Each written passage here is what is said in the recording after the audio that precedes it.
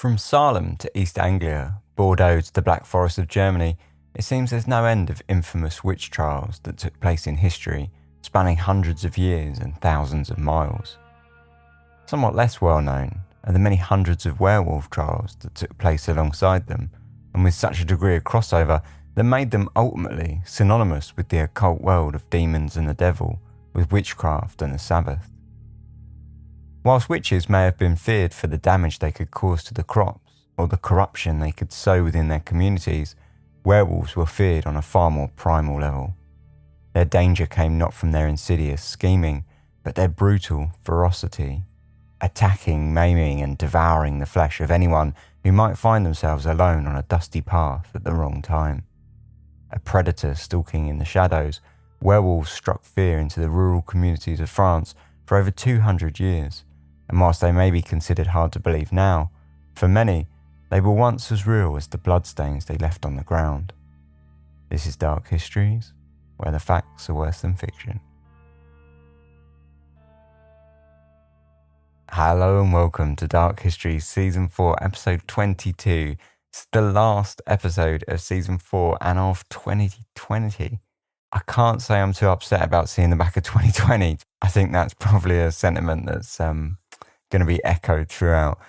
Anyway, just a quick heads up. You might hear some knocking in the background. That's my neighbours from hell decided to move house. I'm trying to record when they're not doing that, but obviously I'm not afforded the luxury of infinite time to get this episode done. So yes, then you might hear a little bit of knocking here and there. Hopefully not. I'm going to try and edit it out, but if you do hear that, that's what that is. Just an explanation.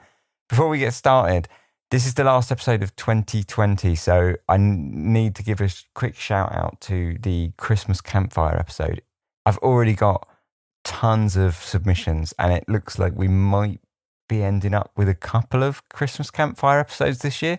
So that's amazing. If you want to be involved, do send your Christmas campfire story in. Basically, if you've got a story of anything weird, scary, spooky that happened to you, send it in and I'll read it out and release it over Christmas, because obviously I have the downtime between now and New Year, but I like to do like the bonus episodes, the Christmas campfire episode, where we kind of travel back to that traditional sitting around the fire telling ghost stories on Christmas Eve kind of vibe. So yeah, if you've got a story and you'd like to send it in and have me read it out for the Christmas campfire episode, please do go ahead and do so. The email for that is social@darkhistories.com, and I'll pop it in the show notes as well. So every year they get bigger and better, and this year is absolutely continuing that trend by the looks of it. So yeah, if you want to send a story in, please go ahead and do so. The deadline for that is the 20th of December. And that will give me time to put it all together before Christmas. Obviously, I want to thank everyone just for listening for the year, but I'll do that at the end. And then we can jump straight into this one now, which is Loup-Garou, Witches, Cannibalism, and the Werewolves of France. When we think of werewolves today, it's easy to conjure up images of painful transformations under a silver moon and of gory murders in dark forests. We may also think of basketball or starry-eyed romance between handsome tweens. Modern folklore would have it told that werewolves originated in Eastern Europe, Romania and Transylvania, synonymous with the shadowy forests of vampires and dilapidated castles. However, this is little more than modern fiction, drawing on American popular folklore.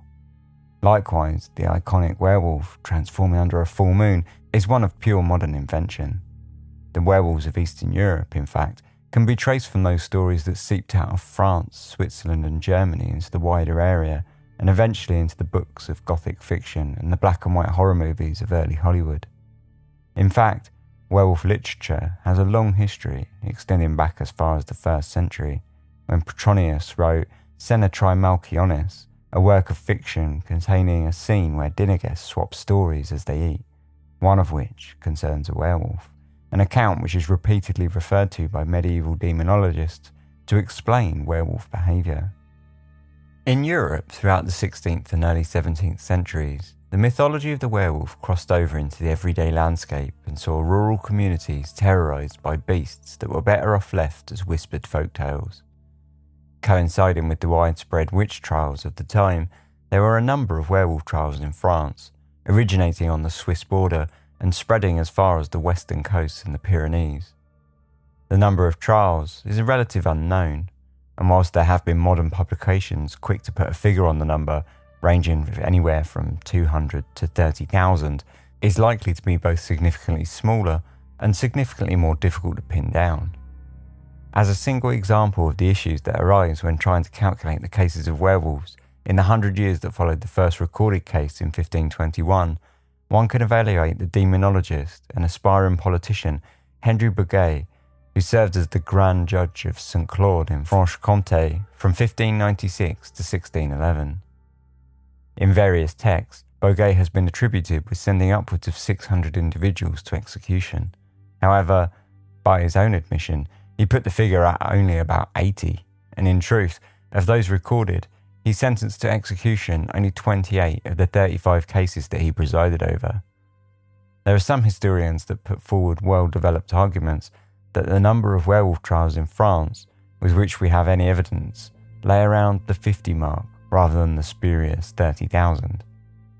This discrepancy in figures lies with not only the sensationalist witchcraft publications of the modern era, but with the political atmosphere of the day too. Men like Boguet and Delancre, another demonologist and witch hunter from the same period who was keen to fill the French prisons with religious heretics from the Basque region, were enthusiastic to spread the dangers of witchcraft throughout France and impress upon the people that the trials they undertook were both justified and necessary rather than just a form of political religious propaganda. Numbers were inflated, withdrawn, amended and miscounted from one book to the next in order to suit the agenda of the author. Outside of the cases recorded officially by the authorities, there are also the thousands of accusations based on slander, formal complaints and petty bickering amongst the common rural populations, a significant number of which was simply localised squabbling and which had their cases thrown out before ever reaching trial. Another reason that makes singling out the werewolf trials difficult is that many had a distinct crossover with trials of witches. Many of the earliest accounts, in fact, stem from a witch's ability to shapeshift into numerous creatures at will, from hares to cats, dogs, and of course, wolves. Many more accounts of witches tell of how they would ride through the night, not on broomsticks, but on the back of a bewitched wolf. With so much crossover, the lines become blurred very quickly as to who was tried as a witch and who as a werewolf. With wolves being such a widespread fear, it's fairly easy to see where the fear of the werewolf came from. Throughout the world, traditions of shape-shifting humans is commonplace, from the were-leopards of Malaysia through to the were-crocodiles and elephants of Africa, the prominence of wolves in Europe, the preying on the livestock of the rural populations, decimated from Black Death, made wolves the obvious villain within that cultural context. On a deeper level, wolves were a symbol of the outsider, the predator, the trickster, and in Christian belief of greed, destructiveness, and of the devil. Once removed from this European context, it's interesting to note that the symbol of the wolf could mean quite the opposite, as in the case of Japan, where the wolf was seen as a symbol of protection against fire and disease, and were revered for their protection of their crops, as they preyed on the boar and deer that might otherwise destroy their harvests. In Europe, however, wolves were firmly cemented as an icon of fear. Those that ran with wolves were seen as demonic, social and religious deviants that messed with the black arts and made deals with the devil. English folklorist, historian and vicar Sabine Baring-Gould was one of several historians that documented such cases, one of the most famous of which is the case of Jules Grenier, a poverty-stricken hermit that lived in the woods in the east of France, close to the Swiss border. 7 miles to the northwest of the French commune of Dole, perched in the woods, sat a small lichen-covered house. Its roof was covered in turf, whilst its shabby perimeter fence hung from its supports, broken in several places. The poorly constructed walls of the shack bowed under the weight of the algae that crept up its sides, blending it into the forested backdrop. The residents of the tired structure were well known and much disliked in the local vicinity. Gilles Grenier, colloquially known as the Hermit of St. Bernard, was something of a social outcast, his rough appearance doing nothing to excuse his lack of religiosity. In the Reverend Sabine Baring-Gould's The Book of Werewolves, published in 1865, he described him as a sombre, ill-looking fellow who walked in a stooping attitude, and whose pale face, livid complexion, and deep-set eyes under a pair of coarse and bushy brows which met across the forehead were sufficient to repel anyone from seeking his acquaintance. Gilles lived with his wife, Apolline, and the pair scratched out a meagre existence in considerable poverty. For some time that summer, the local vicinity had been terrorised by wolves, with several attacks having been reported, and the local rumours throughout the neighbouring territories of Espagne, Salvagne, and Courchepon were of wolves stalking through the woods and carrying away children. The rumblings of the villagers were enough that the local authorities issued a decree for a werewolf hunt to begin on the 13th of September. The said court, desiring to prevent any greater danger, has permitted, and does permit, those who are abiding or dwelling in the said place and others, notwithstanding all edicts concerning the chase, to assemble with pikes, halberds, arquebuses and sticks, to chase and to pursue the said werewolf in every place where they may find or seize him, to tie and to kill without incurring any pains or penalties. The werewolf hunt continued for several months, with little to no fruit being bore, despite the attempts of the seething locals. On the afternoon of Thursday, the 9th of November, however, things were about to take a turn towards success. 2 miles from Dole, on the outskirts of the region, a group of peasants were returning home from work where they had been laboriously watching over the cattle all day. The midday heat was tempered by the grey clouds obscuring the sunlight that shone through brief cracks in the blanketed sky as they approached a large meadow filled with the white flowers of the late blooming narcissi. As the group walked, the lazy air was pierced with the high scream of a young girl and followed by the unmistakable howling of a wolf. Running towards the screams, the men burst upon the scene of a young girl lying on the ground, desperately attempting to defend herself against a stooped figure that, after turning to see the approaching crowd, jerked away from the child, whom he left lying on the ground, injured but alive, and lumbered off into the woods behind. Whilst the shadow of the trees that hung low behind the scene had cast a dim light across the girl and her attacker, many of the peasants swore blind that they had seen a wolf, though still many more were sure that they had seen a man they recognised as the local hermit, Gilles Grenier. Once the story ripped through the local villages, it didn't take long for the baying crowds to stamp their will upon the authorities, as more than 50 people signed statements against the hermit, leading to his imminent arrest. No matter how fast the locals had risen up against Grenier, however, it wasn't fast enough, and a week later, on the 16th November, and with no arrest yet being made, a young boy aged 10 years old was attacked by the dusty roadside that ran along the vineyard of Grenier, 6 miles to the north of Dole. His remains were discovered lying in a black, seeping pool of blood. The flesh from his arms, legs and stomach were chewed away.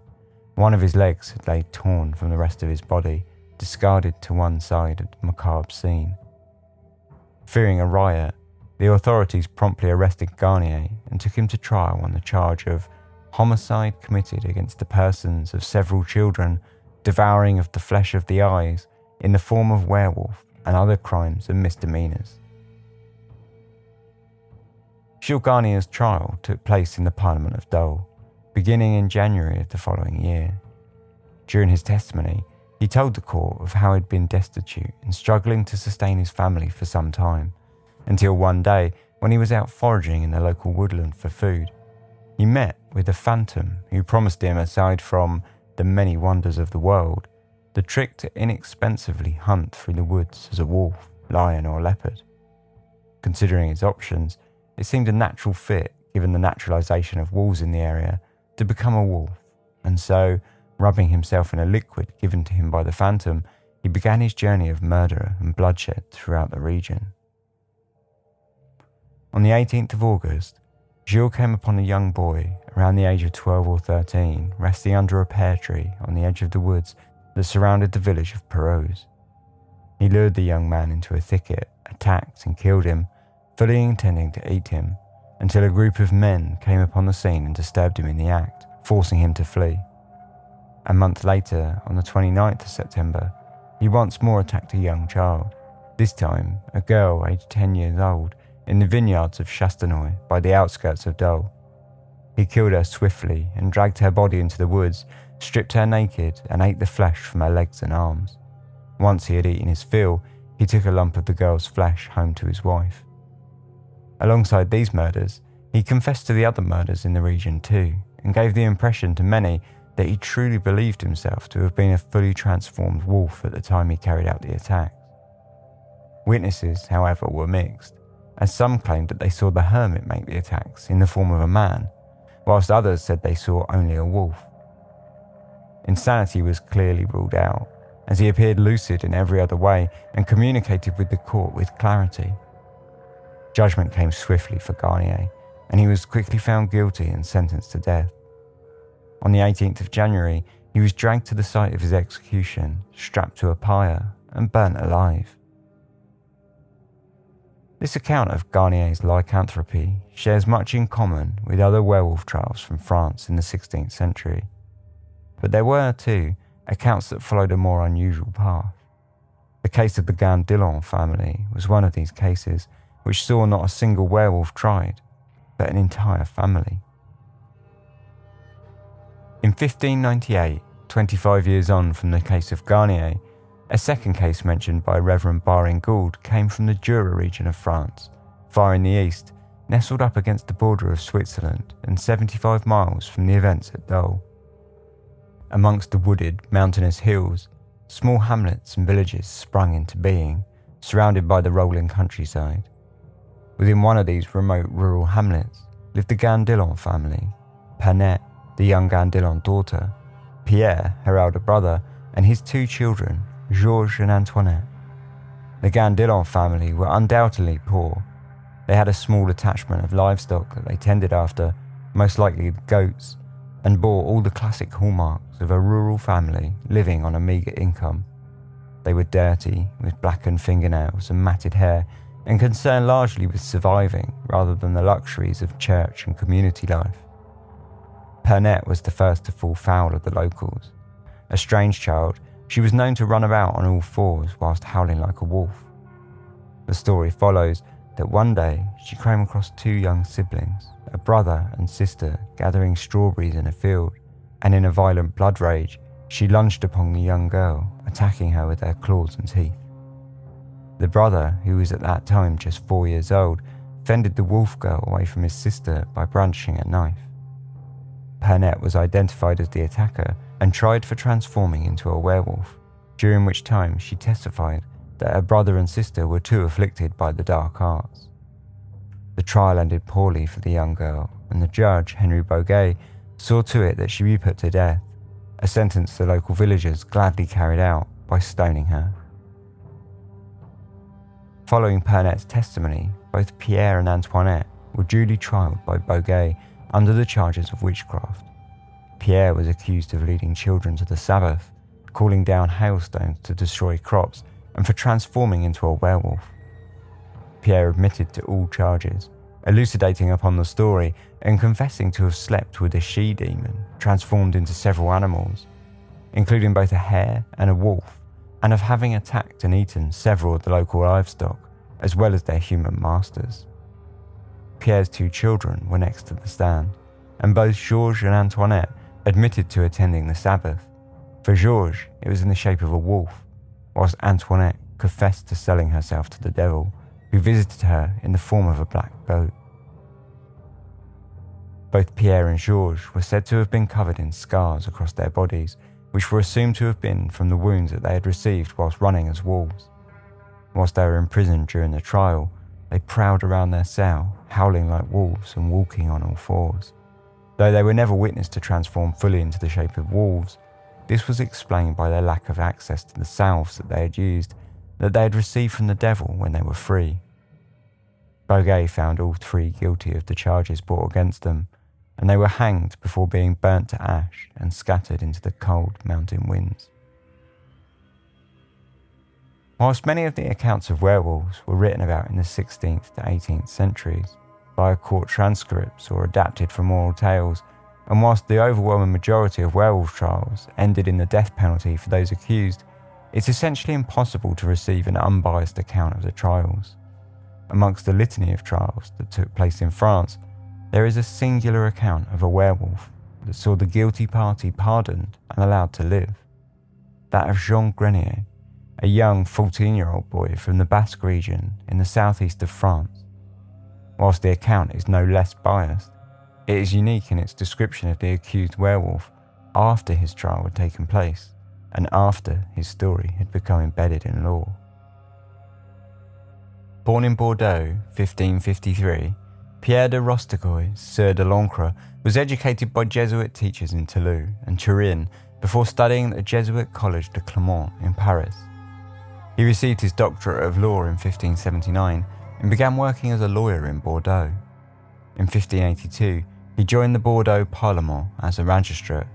In 1599, he travelled extensively throughout Italy for a year and upon returning wrote his first work on witchcraft, published in 1609, the Tableau de l'Inconstance. Off the back of this book, shortly after returning to Bordeaux in December of 1609, he was charged by King Henry IV with conducting a royal commission to investigate witchcraft in the Labour region in the southeast corner of France, bordering the Pyrenees to the south. This 4-month investigation saw de l'Ancre rip through the region, identifying and punishing those who were known to dabble in the dark arts, of which there were many, according to de l'Ancre, who found the Basque region filled to the brim with people engaged in sabbath, dedicating their children to Satan, eating human flesh, and inflicting harm on the local cattle and crops. The people of Basque country were annexed into France in 1451 and had endured a great effort to maintain both their cultural and administrative independence from France. It's little doubt that this played a strong hand in shaping the attitudes of the French lawyer throughout his travels in the region. With these prejudices in one hand, and a firm belief in the realms of witchcraft in the other, de l'Ancre committed himself to his work with the aid of an interpreter, a French cleric named Lorenzo de Halde, who had grown up in the region, hunting out and exposing witches and their evil deeds with a zealous enthusiasm, keen to impress on the realities of the craft and of the dangers it posed to both people and public order. His time in Labour culminated in his second work, which could be seen, at least in part, to have been written as a justification for his aggressive and less than stellar legal actions during the investigation, the Tableau de l'Inconstance, où il est implément des sorciers et de la sorcellerie, published in 1612. It is within this second work that de l'Ancre included the following story of a young man named Jean Grenier, whom he had met in a monastery where he was serving life imprisonment for his actions as a werewolf. Though the tale, as de l'Ancre told it, was based upon a written record of a verbal account, which de l'Ancre himself admitted was in such poor condition that he could barely recognise the writer in the work, it has become one of the more infamous stories of lycanthropy from the era. On the 29th of May, 1603, an inquest took place concerning a series of wolf attacks that had been attributed, after confession, to a young man of 14 named Jean Grenier. Jean lived in distinct poverty. His clothes were in tatters and his limbs emaciated. The full description of the boy is coloured with the knowledge of his werewolf credentials, including small pale grey eyes that twinkled with an expression of horrible ferocity and cunning from deep sunken hollows. His skin was a dark olive, his fingernails were pointed like birds' talons, and his canine teeth protruded over his lower lip. The inquest followed an attack that had taken place in broad daylight on Marguerite Poirier, a 13-year-old girl who resided in the village of Pelot, where both she and Grenier lived. Grenier had been quick to confess to the crime, and he embellished upon it further by adding that he would have eaten her had she not defended herself with a stick. He further confessed to have already eaten 2 or 3 young children in the past. As a witness during the inquest, Marguerite told the authorities that she had frequently tended to the local livestock together with Grenier, who had told her that he could change into a wolf whenever he pleased. In this form as a wolf, he said of how he had taken and killed dogs, eaten their flesh and drank their blood, though it had paled in comparison to the flesh of young children, he said. In evidence of this, he told Marguerite of how he had recently taken a young boy, eaten 2 pieces of him, and given the rest to a nearby wolf to finish off. Later, he had killed a second child, this time a young girl, and he had eaten her entirely, save from her arms and a part of her shoulder. Marguerite then gave the inquest a description of the beast that had attacked her. It was bigger and shorter than a wolf. It had red fur and a short tail. The animal's head was smaller than that of a wolf. Following Marguerite's testimony, a second witness, 18-year-old Jean Gaboriau, told the court her own story. She said that one day, as she and some other girls were tending the flock, Jean Grenier came up and asked them who the prettiest shepherdess was. Jeanne asked him why he wanted to know. Because, he said, I want to marry her, so if it is you I want to marry. She asked him who his father was. He replied that he was a priest. At that point, she replied that he was very dark-skinned, and he replied that his skin had been dark only for a short while. She asked whether he had become dark from the cold or from burning himself, and he replied that it was because of a red wolf skin that he wore. She asked who had given him this skin, and he answered that it was a man named Pierre. And who is that? Asked the shepherdess. A man, he replied, who, when in his house, wears an iron chain around his neck, and in this house there were people in chairs who were burned, still others who were in a big pot. And he said that the house and the room were very large and quite black. She said that he had told her that when he put his wolf's coat on, he would transform himself into a wolf and into whatever other kind of animal he wanted. He said that he had transformed himself into a wolf, and in this form had killed dogs and sucked their blood, but that it tasted bad, and that boys and girls were much more pleasant and agreeable to eat. He runs every Monday, Friday and Saturday when the moon is low, 1 hour per day only, toward evening and toward morning. Grenier had also implicated 9 other people that ran with him as a wolf, several who were his neighbours. Following the inquest, the young man was promptly arrested and set for trial. The werewolf trial of Pierre Grenier took place a month later, on the 2nd of June 1603. During the trial, he laid out a picture of his life for the prosecution, and he confessed to far more crimes than the witnesses had initially accused him of. Though he had previously told Jean Gaboriau he was the son of a priest, he now changed his story, saying instead that he was the son of Pierre Grenier, known commonly as the Revolutionary, in his home parish of St. Antoine de Pisson. Unsure of the exact timeline, Jean explained that 3 or 4 years prior, whilst working in the village of Bordeaux, he met another young man on the road home named Pierre from a well-to-do, wealthy family well known in their home village. Pierre told Jean that there was a man in the St. Antoine forest who wanted to speak to them, so together the pair entered the dense woodland in search of this mysterious caller. Whether or not Pierre knew where to go is not discussed, but the pair quickly wound up finding the man looking for them, dressed all in black and mounted on a large black horse. They said good morning to him because it was dawn, and then he dismounted and kissed them with an extremely cold mouth. Afterwards, he got back on his horse, and shortly thereafter they lost sight of him. After he made them promise that after he left, they would seek him out whenever he asked for them. Before riding off, the men marked the boy's buttocks with a pin and made them promise that they would seek him out whenever he called for them. The man did call for them to the forest on 3 further occasions, each time making the boys rub down his horse, gave them wine to drink, and promised them money. The boys drank their wine and saw to the horse and would then leave. In order to corroborate his story, Jean pulled down his pants and showed the court a red mark on his left buttock in the shape of a small shell, which, he said, was the scar left by the man. He showed his mark, with which the evil spirit branded him, which is like a little circle that has no feeling inside, like that of the other witches, and it appears as if the part touched by heaven's fire are in the part that has been made insensitive. One of the most certain proofs of a crime and of being the devil's succubus is the mark, as all of those who have written on this subject have observed.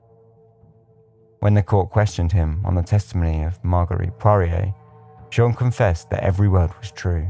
He He had attacked and attempted to take her with plans to kill her, but he had been beaten away by a stick. He also added a somewhat contradictory statement to the story by telling the court that he had wanted to marry her. Of her original statement, Jean only protested that he had not drunk the blood of the dog, though he had no issues with admitting to killing the animal. The thorny issue of who else he had killed as a wolf then came to the fore, though Jean gladly recounted his story. He said that once, when he was on his way home from Contraste to Saint-Alay, he entered a house where he saw no one, and there he found a baby boy about a year old who was in the cradle.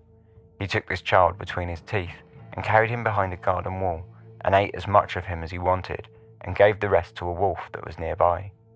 He did not know the name of the village or the parish, but he said that there were only 3 houses there. He added that on his way to the parish Saint Antoine de Fison, he came upon a little girl wearing a black dress who was tending sheep. He killed her and ate as much of her as he wanted, just as he did with the boy. Then he gave the rest to the wolf that was nearby. But it is remarkable that he said it was he who lowered her dress, because he did not rip it. This is something that we observed to show that while real wolves tear with their claws, werewolves tear with their teeth. And just like men, they know how to remove the dresses of the girls they want to eat without ripping them. He also said, about 10 weeks earlier, he took a little girl near a quarry, and that after he dragged her into the briar, he ate her. When he wants to run, he wears a wolf's skin, the one the Lord of the Forest brings him when he wants him to run. Then he rubs himself with some kind of grease from a pot the Lord of the Forest also gave him, after first taking off the clothes he normally wears in the fields and bushes. Asked where he kept his skin and his pot of grease, he replied that all of it was at the home of the Lord of the Forest, who sent them to him when he wanted, and every time he put it on in order to run as a werewolf. After this testimony from Jean, the court closed for a day and summoned his father, Pierre, in order to corroborate some of Jean's story. Earlier in the session, he had mentioned that his father had, on 3 occasions, helped him to apply the grease to his body and put on the wolf skin. The following day, on the 3rd of June, testimonies from fathers of children who had been eaten or otherwise attacked by a wolf, fitting the periods given by Jean, were taken to see if they matched with Jean's story. These witnesses and the accused completely agreed with regard to the crime, the place and other circumstances concerning the time, the appearance of the werewolf, the wounds, the help that the parents of other people gave to their boys and girls who had been hurt, the words they said to each other while screaming at the wolf, the weapons or sticks they used. Everything, right down to the smallest details, even including which one of the 3 children the wolf had chosen because he was the most delicate and the most plump. Indeed, one of the witnesses, named Jean Roulier, reported that the werewolf had taken the plumpest of his 3 children, whom he had found in the fields. He was saved by a brother of the witnesses with the weapons he had in his hand. Pursuing the evil animal, the brother of the witness, when he saw him run away, said, "I will get you." Several of the witnesses positively identified Jean after seeing him in the court, and Jean himself said he recognized many of the witnesses as victims of his attacks. Later, Marguerite Poirier displayed the wounds to the court that she still bore from her own attack. The court now rounded upon Jean in order to find out what he had been doing in more recent months, and to question him on why he had apparently left his father's home 3 months prior. Jean replied that he had left after he had fallen out with his father for eating a bowl of milk with cabbage during Lent, and his father had beaten him. Out of spite, he had run away from home, though with little plan and with no way to support himself, he had been quickly reduced to begging in order to survive. His mother, he told the court, had left his father a long time ago, after she had witnessed him vomiting up the paws of dogs and hands of children. Jean went on to explain that he had at times ran together with his father as a wolf, and that 2 years prior, together they had taken a young girl tending geese in a field outside the nearby village of Grenier. Together they had dragged her from the field and into a forest where they ate her. When he was confronted by his father in the courtroom, Jean stood steadfast behind his claims, accusing him outright of all of what he had told. As the trial ticked onwards, Jean's testimony seemed to get wilder and wilder. He admitted to having eaten over 50 people, including a young baby from an empty house that he had dragged away and devoured, a young shepherdess, an elderly woman with skin as tough as leather, and a dog owned by a Monsieur Milon who had chased him away with a rapier. Listening to Jean's testimony and the accusations against his father, the court found it time to make their decisions on what to do with the boy. For some, it was clear that a crime had been committed, that Jean had been communing with the devil in the forest and had been using both the wolf skin and the grease obtained from the devil to transform into a werewolf. But it was not so simple for everyone present.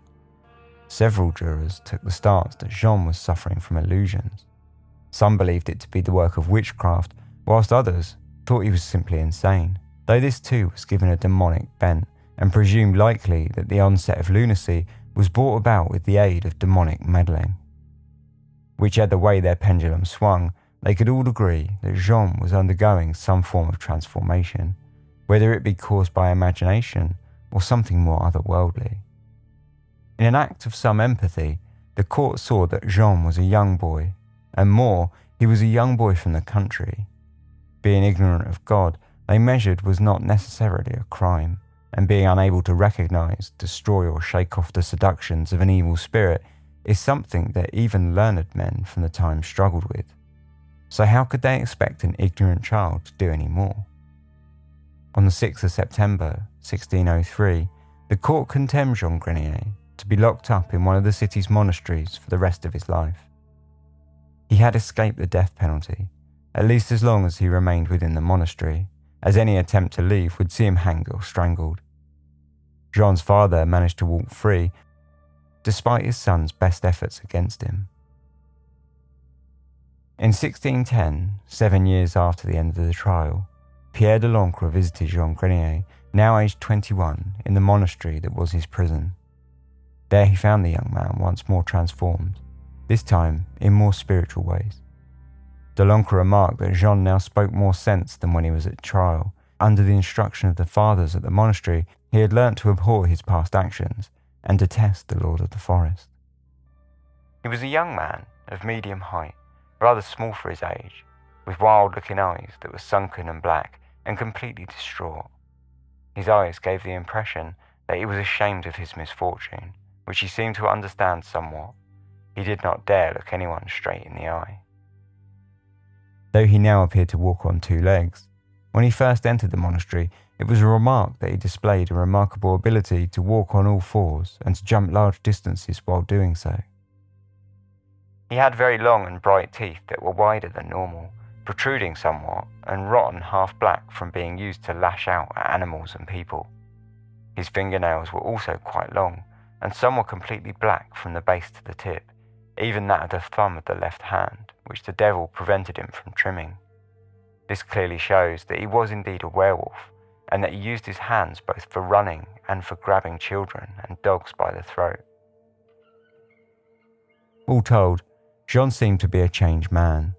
The lord of the forest had visited him twice whilst he had been residing at the monastery and attempted to lure him back into his clutches via the promises of riches, but on both occasions, Jean had turned him away and made the sign of the cross in order to drive him out.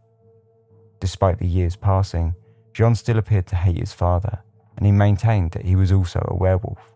Moreover, he said that he himself still lusted after flesh from time to time. In particular, he had found the flesh of little girls particularly delicious. With all the cases of werewolves that were recorded throughout the 16th century, we are left to question precisely what it was that was going on. Were people really transforming into animals? Were there really murderous werewolves riding alongside witches, kidnapping children? And did people really believe any of this? In the case of Jean Grenier, it's often considered in a modern context to have been a case of lycanthropy, a generic term that encompasses a group of psychiatric syndromes including delusions of being an animal, dissociation, schizoid personality disorder, organic brain syndrome, bipolar disorder, psychomotor epilepsy, and psychosis. Rather than Jean literally transforming into a wolf, most theories consider that he was simply unwell or unhinged. In fact, even at the time of his trial, there was serious consideration of his mental health, which may well have been a factor in his avoiding a sentence of death, along with his young age factoring in his inability to fending off the temptations of the devil. Such diagnoses are not limited even to the Middle Ages. In 1977, the American Journal of Psychiatry documented a case of lycanthropy involving a 49-year-old Texas woman who felt like an animal with claws. Aside from the belief that she was a wolf, she was witnessed by her husband and members of her family as having walking on all fours, growling, gnashing her teeth. She clawed at the air and said that she felt Satan had entered her body. When she looked in the mirror, she saw not the face of a woman staring back, but the head of a wolf in place of a face on my own body. Just a long-nosed wolf with teeth, groaning, snarling, growling, with fangs and claws. If this were the case, however, then how do we account for the witnesses' reports of literal wolves carrying out attacks? The most obvious answer is that several attacks attributed to werewolves were simply attacks by normal wolves.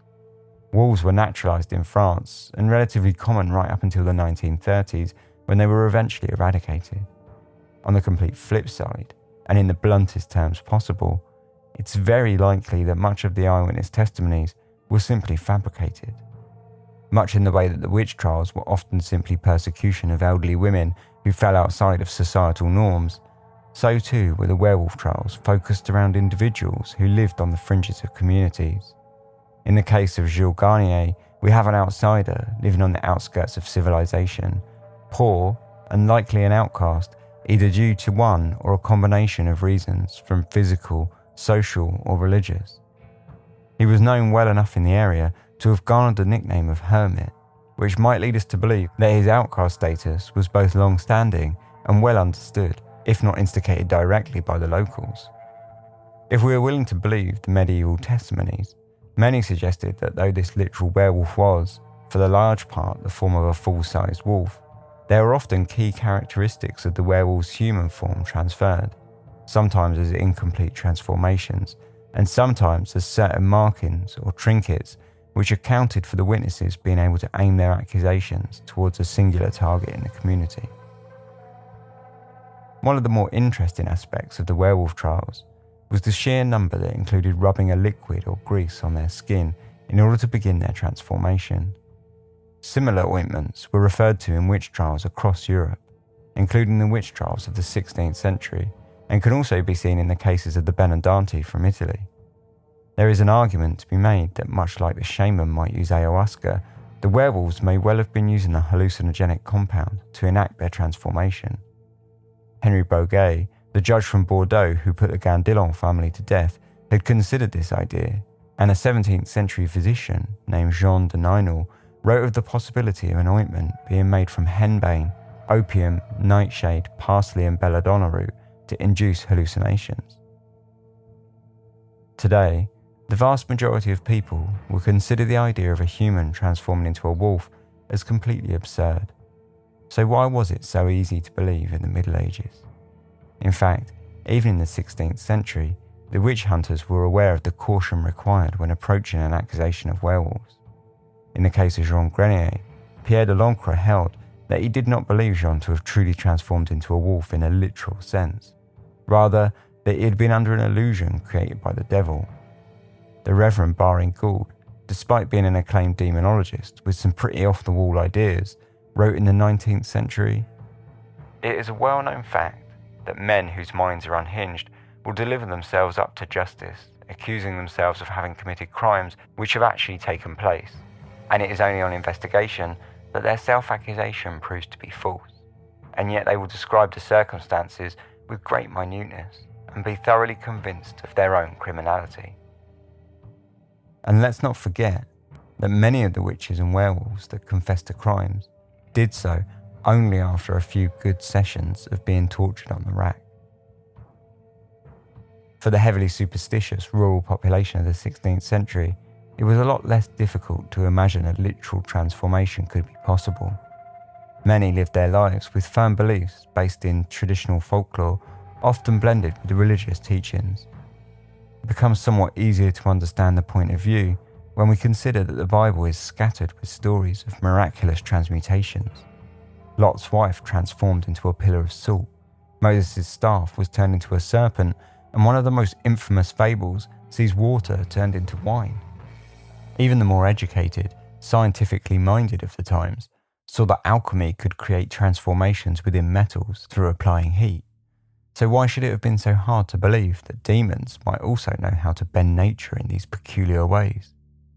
This twisting of the elements to one's will was also seen as a viable answer for the ability of witches to control the weather. Whether the werewolves of France in the 16th century were symptoms of mental illness, bitter feuds, hallucinogenic drug use, or blunt demonomania, there is no question that in the minds of many, they were a very real part of life in rural communities. The answers may lie in one or all of the above theories, or in none at all. But whatever the case, it's probably safe to assume that people were not literally transforming into wolves on a regular basis. And much like the various witch trials of the time, the numerous executions were more than likely based on spurious trials, carried out by men who were wrapped up in self-interest, political and religious propaganda, or simple examples of the ignorance of the times.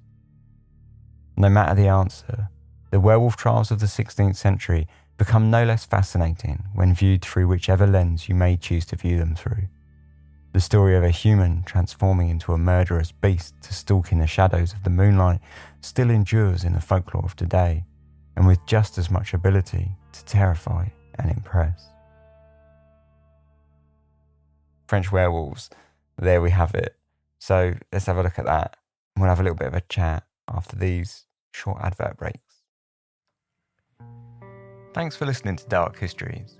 This podcast is entirely independent and funded by myself and listener support.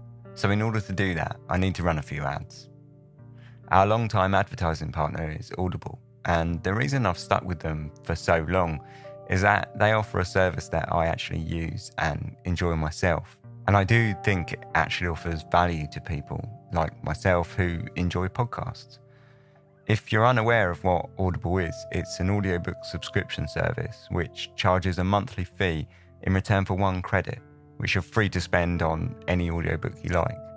The catalogue is huge, multilingual, and covers everything from fiction to series of lectures. They have an iOS, Android and web app, and if you use more than one, they all sync up together so that you can listen on any of your devices without having to skip about.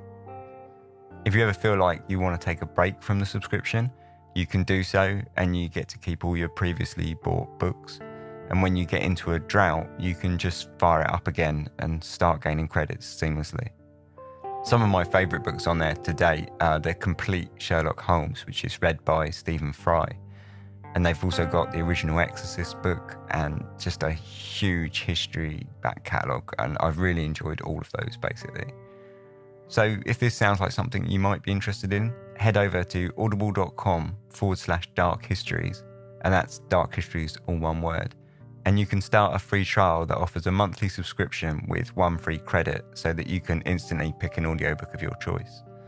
If at the end of the trial you feel like it's not really for you, you can just cancel it and it's cost you nothing and you get to keep your free book. So once again, that's audible.com/dark histories, or you can find the link in the show notes. So earlier I mentioned listener support, and there are a ton of ways that you can get involved and support Dark Histories. The main way is to become a Patreon patron.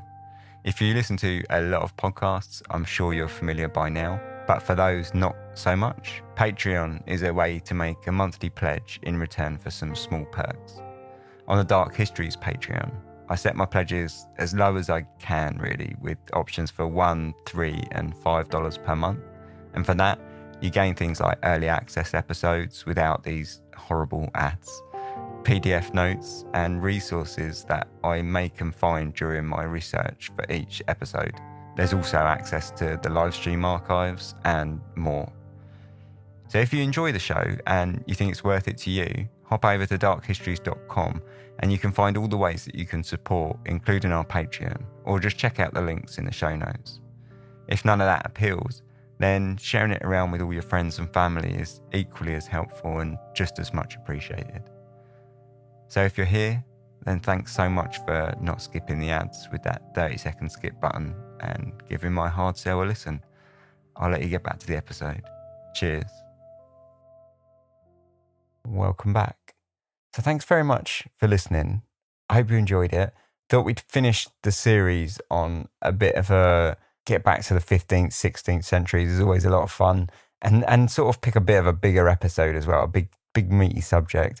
It is one of those things where it's such a big subject, it's difficult to get really into in that kind of 1 hour bracket that I've given myself. But, I hope there was enough there to enjoy it. So anyway, I don't know what you took from the episode. For me personally, I'm fairly sure that there was no werewolves and that they're very much like the witch trials at the same time, where they were just terrible trials of pretty unwell people a lot of times, or not even unwell, sometimes just, like I said, like outsiders and outcasts, whether it was because they didn't believe in the dominant religion of the vicinity, or, they were just looked a bit funny, or they were a bit old, or whatever, I think we can pretty much apply that line of thought to the werewolves as much as we can the witches. Some things that I thought were interesting, Jean Grenier's story, I thought it was funny that he admitted fully to running away from his father's home out of spite, and then totally chucked his dad under the bus by dumping him in it and saying that he also was a werewolf and had killed a bunch of people. But I did find it full of like cracking imagery and stuff when he said that his mum left his father because his father had vomited up the paws of animals and of the hands of young children. It's I don't know, it's very dark histories, right? But yeah, it was certainly an interesting episode to research, and a couple of things just on that I'll chuck out. Firstly, a lot of the writing on this is absolutely wild, and a book that I absolutely 100% recommend reading, despite the fact that it's a bit of a challenge and a bit heavy going, is the English translation of On the Inconsistency of Witches, Pierre de l'Ancre's Tableau de l'Inconstance. I'm totally going to butcher this French if I give you the full title, because it's really long. I mean, if you want a laugh, I think it's called Tableau de l'Inconstance de Mauvais Ingé Démon. And then there's a lot more as well. But like I say, it's just going to be butchering it. So let's not do that because it's total cringe. But I tell you what, it's a bit of a challenge to read it. It's not super difficult, but it's just, it's quite heavy going, being that it's such an old text. But wow, it's absolutely wild. And the chapter on werewolves and transformations is incredible and worth reading. Really, really worth reading.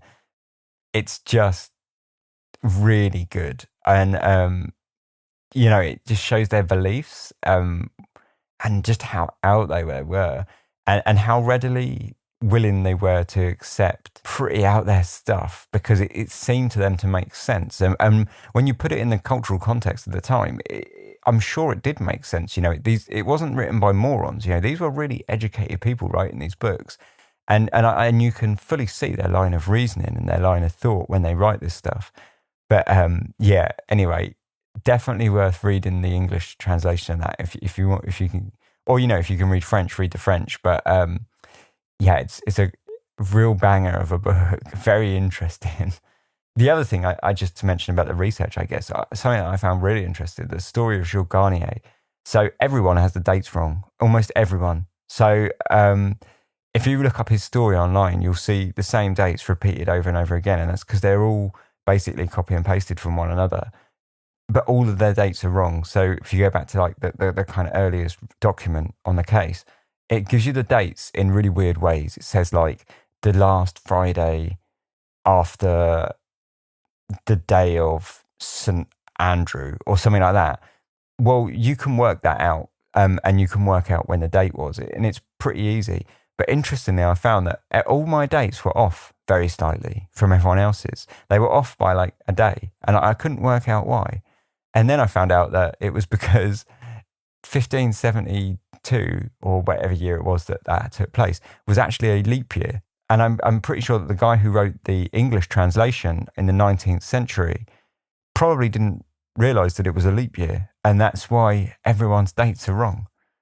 Because, I mean, I say everyone, I don't know about everyone, probably people who have gone back, like I did, to the original French and worked it out.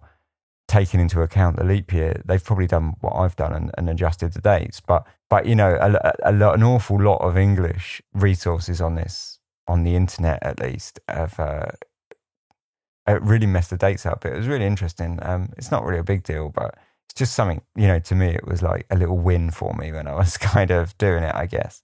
But anyway, yeah, outside of that, that's the end of this season. It's been an absolute pleasure to bring season 4 to you. I thoroughly enjoyed it. I hope you've enjoyed it as well. I'm going to be back in the new year with the start of season 5, will be the first weekend of January. It's been a pretty weird year, and it has changed Dark History slightly. You know, I've had to alter some of the episodes that I wanted to release and things like that. I would say this season's been a little more lighthearted than some of the other seasons, purely because of what's going on in the world. So yeah, it has been a bit of a strange year. You know, a lot of weird things happen. I say I'm absolutely not going to be alone when I say, you know, it's not been the easiest year. So I want to wish you a Merry Christmas, a Happy New Year, and I hope that you stay healthy for that and healthy in the new year. And, you know, here's to next year, and hopefully it will be an awful sight better. I'll be back in January, and between now and then I'll be doing the Christmas campfire episode, so I'm not going to disappear entirely for a month. But yeah, I just wanted to take this opportunity now, because I know not everyone listens to the campfire episodes when they come out, just to wish you all, you know, Happy Christmas. If you don't celebrate Christmas, Happy Holidays, Happy New Year. Just all the health and happiness really for the holiday season, and you know, here's to a great new year. Also, just want to take this opportunity just to say thank you, say for downloading and listening and sticking with me throughout this year, and always with Dark Histories. Thanks so much for all of your support, and I don't just mean sort of financially if you are a patron member. I mean like in every way. Like I always say it, and it gets a bit tacky. You know, this is once a year, so bear with me. But you know, I feel like this show is a communal effort. I never feel like it's just me sitting at home recording and putting it together and putting it out and it just going into the ether. You know, it's a constant back and forth with you, the listener. You know, you send me your emails, you send me your messages, you share the podcast around, you know, or you leave reviews, good and bad, whatever, you know. But all of that stuff, it makes it a two-way street, and I do feel like it's a communal effort. And I love making the podcast, so I just want to say thank you very much for being a part of it and sharing it and making it grow as much as it has. Because again, like this year's been pretty much shit, let's be honest, for everything. But for me personally, for the podcast, is, you know, I've seen an awful lot of growth, and really that's thanks to you for all the support that you've given me. So yeah, anyway, enough of that slushy stuff. Thanks very much for everything. Thanks very much for listening. I'll be back in January. If you're a Patreon member, hold on, because I'll come back at the end and have a little chat about this episode, a bit more about, you know, the kind of behind the scenes of me putting it together. But otherwise, if you want to get in touch with me, you can do so. Social media, Dark Histories pretty much everywhere. If you go darkhistories.com, you'll find all the links to Twitter, Facebook, Instagram. All the links are in the podcast notes as always. And if you would like to support, all the ways of doing that are also on darkhistories.com. So, you know, it's not a bad place to really go, and it's kind of like the hub, really. If you want to contact me, you can do so, contact@darkhistories.com. If you would like to send a story in for the Christmas campfire, you can do so at social@darkhistories.com. So yeah, thanks very much for listening. Take care. Have a fantastic new year. Have a great holiday period. All the health, happiness, and, you know, love for you and your family for the new year. Thanks very much. Sleep tight.